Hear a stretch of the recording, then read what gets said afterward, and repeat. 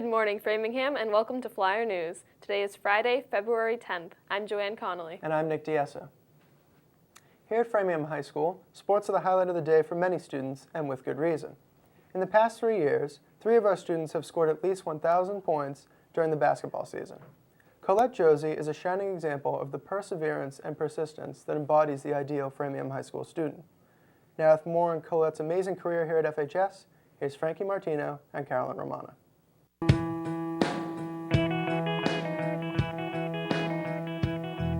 Hello, Framingham. I'm Carolyn Romano. And I'm Frankie Martino for Flyer News Sports Update. This week we're going to start things off with some Flyer football. The Framingham Flyers played the Natick Redmen on a snow-covered memorial field in Natick this past Thanksgiving. Dave Taylor for the Redmen had a 3-yard touchdown run in the second possession of the game. With under a minute to go, the Flyers were down just 7-0 to a heavily favored Redmen team. The Flyers were on the 4-yard line when poor clock management halted the Flyers' drive. In the second half, Natick put in Boston College-bound Billy Flutie, who went 5 for 7 for 89 yards and had 2 rushes for 15 yards.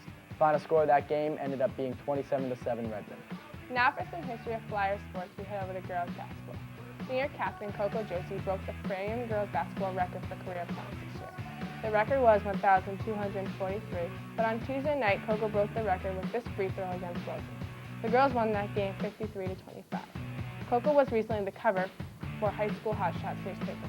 She remains modest with her successes and had to say this after her game. I got to thank the team because I wouldn't be able to do it if they wouldn't have given me the ball. Teamwork. Boys track team are now 2-0, 1-0 in the Bay State Conference. The track team has had 2 major additions to their team in Jordan Maddox and David Acosta. Jordan Maddox does the high jump and jumps a steady 6 feet 4 inches. David Acosta throws the shot put at a steady 45 feet. I caught up with David Acosta to see if he sees any change in the team's success.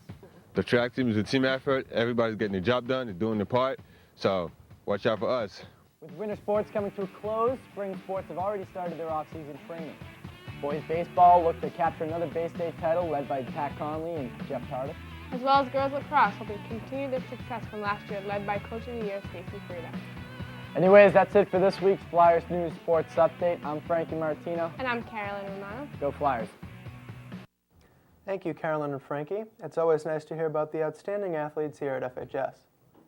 As of today, riots are still occurring in Middle Eastern countries over political cartoons in an obscure Danish newspaper. The mainstream media picked up the cartoons, and riots soon began over the characterization of Muhammad. Here with more on this developing news story is Megan D'Amelia with Dave Granlund, a cartoonist at the Metro West Daily News. Political cartoons have long spurred political discussion. Since the days of Benjamin Franklin, people of all different intellectual levels have joined together to discuss the debate at hand. Recently in the news, a Danish newspaper released a political cartoon with Muhammad with a bomb on his head. Angry Muslim extremists have since then called for a jihad of all things Danish, followed by a burning of Danish flags. I got the opportunity to speak with Dave Granlund, a political cartoonist, on the impact of cartoons and politics. Well, there's no one real formula for doing a good political cartoon because in the eyes of some readers, I get people angry and the other half of the people laugh at the cartoon. So it's a combination, depending on which end of the spectrum you are.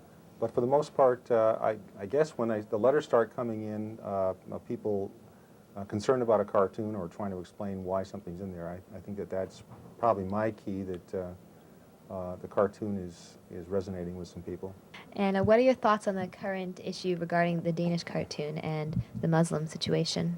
Well, with that situation right there, I mean, if one of the problems is that many people probably don't understand another religion, and they don't know that it's the ultimate sin to draw a picture of their God. But if the cartoonist's intent was to enrage people, not just the terrorists who are setting off the bombs, but the whole religion, which is based on peace, then you question sometimes the motives. Well, for example, I mean, I did one cartoon here. This has to do on the situation with the Danish cartoons going in. Of course, the double meaning with the word Danish right here is what Islamic radicals order for breakfast, and he is saying, here, hold the coffee, I'll just have the Danish, which is a way of showing, the knife down here, that they are very upset about this and that they would like to have a Danish for breakfast, literally. Sometimes you really get someone enraged, but Can't please everyone. yeah. But I don't ever remember doing a cartoon that would move someone to harm me. But then again, people are unpredictable at times. To see more of Dave's cartoons, you can read his new book, Pulling It All Together, or visit his website, www.davegrenland.com. Now, Megan, how did Mr. Granlund say Americans react to political cartoons about sensitive issues?